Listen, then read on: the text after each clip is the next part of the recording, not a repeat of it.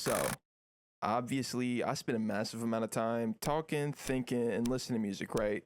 So much so that common sense dictates the only way for me to make up for the time that I've wasted indulging this addiction is to profit off it via my fantastic little YouTube channel. And lately, I've been feeling kind of philanthropic, so it's only right I try to give back to my community. Online subs, minus my alt account, and my girlfriend. As a little gift from me to you, I've gathered some perfect songs you probably never heard before. Let me yap about a few of them right quick.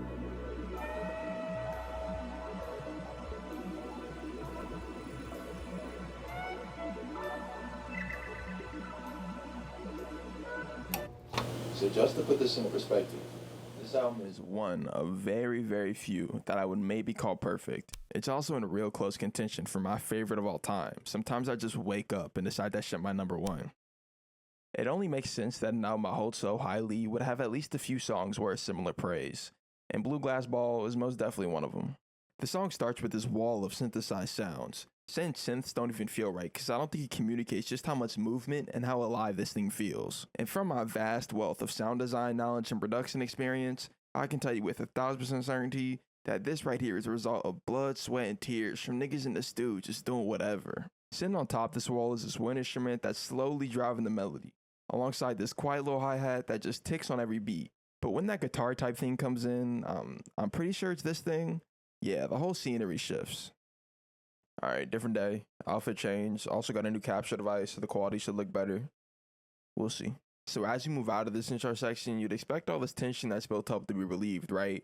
Wrong. The strings and this rising synth lead that gets introduced makes for an environment that's even more ominous and anxiety-ridden than the last. Outside of the chorus, this tension is maintained throughout basically the entire song.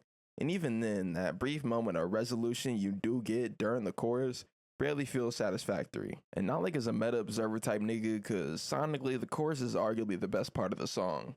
More so in a narrative sense. It's not really a resolution that feels happy or even tonally neutral. Instead of dispersing these feelings of anxiety that get established throughout the entirety of the song, they get vindicated and reinforced. Speaking of the narrative, I think it's about time I address this massive elephant in the room. Due to the fact that I don't speak Japanese, I don't got the slightest fucking idea what she's talking about this entire song. And I also purposely refrain from trying to find out, just so it don't poison my description of how this song feels. What I say in my last video, the best way to listen to music just to make shit up, I love doing that.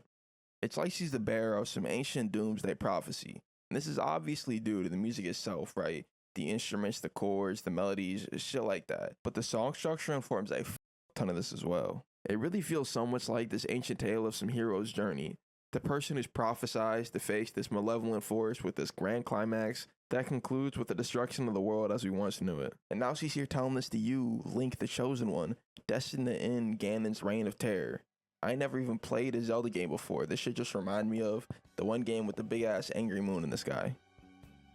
Alright, after I put this bitch into Google Translate, this shit seemed a lot more coded and obscure than I thought. It do seem ominous though, but I don't think it really had much to do with my doomsday prophecy.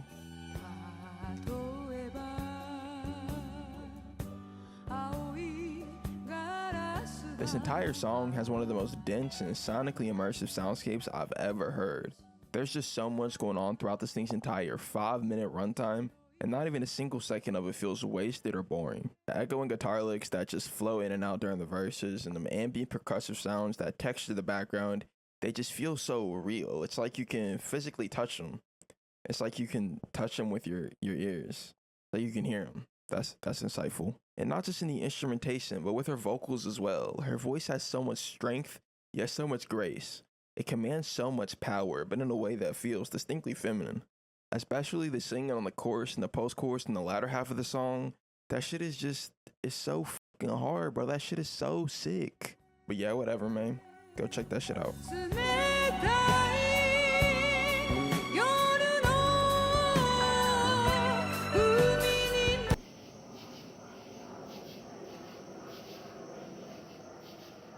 Yeah, man, I know. It's quite scandalous to talk at length about Dilla in a video primarily focused on unknowns, but hear me out. When most people think about Dilla, what comes to mind is his production, right?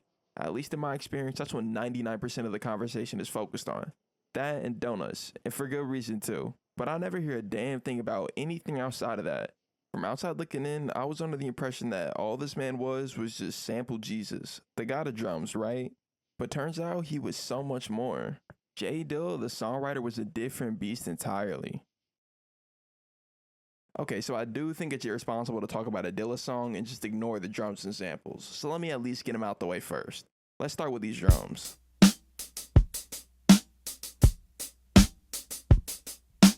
Yeah, so this might be one of the most iconic samples ever, right?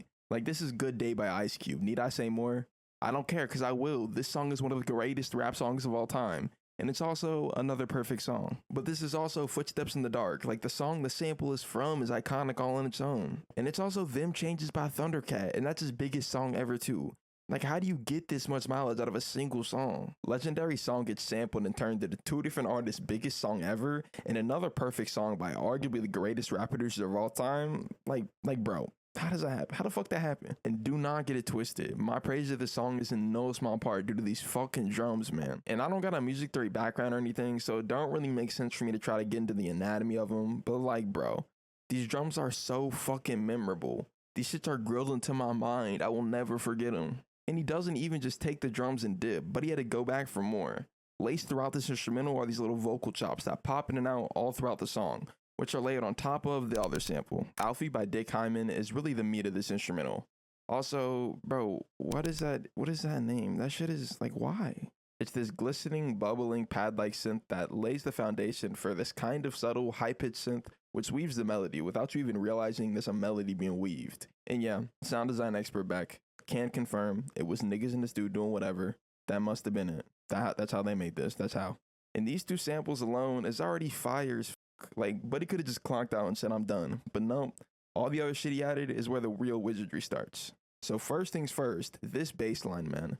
Dilla's synth work is a pretty rare occurrence, but when it does pop up in his songs from time to time, you can really see his genius outside of just the sampling and his drums shine through. And it is just the bass, but he managed to do so much with so little. It fits so snugly, and it's so subtle, yet without it, it's something that would substantially change the song. And all this thing does is fluctuate between two notes the whole time. And while these two notes do change, the pattern never really does. And despite its simplicity, the groove you get from the rhythm section melding together so perfectly is so addicting, bruh. The sound selection as well, this bass feels distinctly synthy, and that sounds so fucking stupid, but this was an intentional choice. It could have been way more dulled or rounded, but instead it has this sawtooth-like edge. It makes the entire track feel way more robotic and staticky.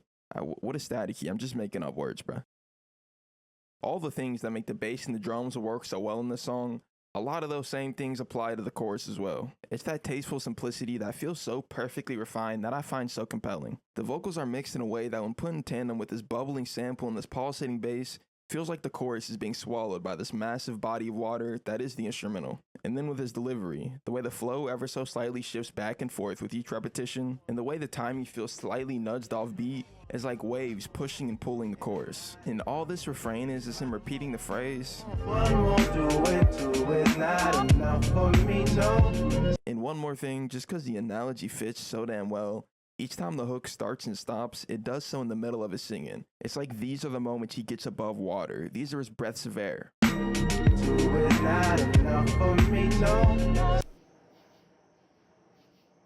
That hypnotic feeling on the chorus is directly juxtaposed against the mix of the vocals during the verses. They just cut right through. And then playing off this is a moment that I think best exemplifies what I love so much about this song. There's these ad-libs that come out the background with the same underwater feeling as the vocals and the hook, and it's stacked on top of everything else this track has to offer. The rapping, the samples, the drums, the bass, everything. It's like all these different ideas just come from one man. That's something that will never fail to impress me.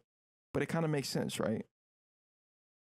Whenever people who are or were at one point primarily producers dip their toe into actually rapping, they always have a huge leg up compared to the competition. Having that ability to keep a track interesting with just the instrumental alone and being able to execute on your own ideas without having to outsource them to someone else makes it so you can not only craft the exact environment you need for the song you wrote, but also make an environment that's a feat all on its own. And it also just opens up so many doors for experimentation that just do not exist otherwise. This is part of the reason why people like Kanye and JPEG Mafia are such incredible artists. They can experiment and also execute without that friction caused by relying on other men. Nigga, don't do that. And this is also part of the reason why rapper producer collab albums work so well. Having one nigga produce your entire album is usually going to result in something that's way more cohesive and have ideas that are way more thought out than having an army of 14-year-olds with cracked FL. Parents, get them kids outside, by the way. Them niggas is like clouded up sweatshop workers. All right, if you still with me, let me apologize, because I feel like the title kind of implies that there's more than fucking 2 perfect songs. That's my fault. If you had already heard the songs, then eat a dick, because I don't care. Oh, like and sub pretty please. I'm trying to hit double digits. Also follow me on the Bird app. Next video in like a week or two.